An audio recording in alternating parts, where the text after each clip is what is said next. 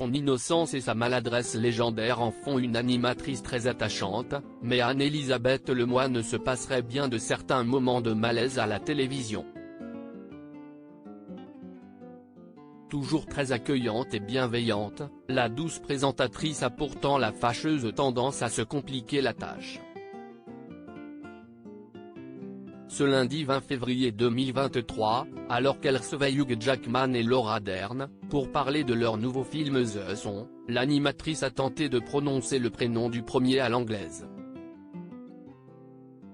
Désireuse de bien faire les choses, la jolie blonde a demandé à l'acteur australien comment prononcer son prénom correctement. Après plusieurs tentatives infructueuses, ce dernier lui a finalement recommandé de le prononcer à la française. Hugh, si est-il parfait, a-t-il lâché dans un français irréprochable. Une indication qui a beaucoup étonné l'animatrice. On dit Hugh ? Ça déglamourise un peu Hugh. A-t-elle prévenu.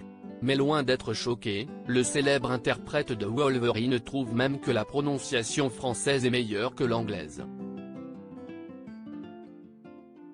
Au contraire, je trouve ça très classe, a-t-il assuré.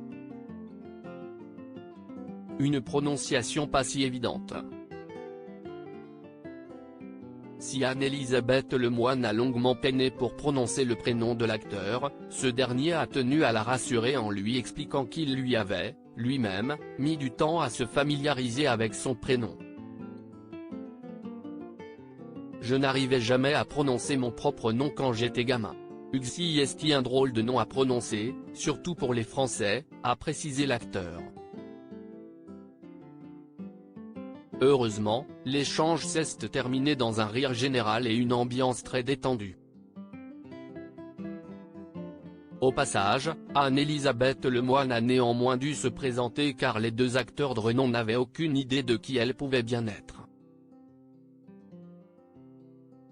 En revanche, chacun d'eux a parfaitement reconnu le grand Pierre Lescure, chroniqueur de l'émission mais aussi et surtout célèbre président du Festival de Cannes durant 8 longues années, de 2014 à 2022.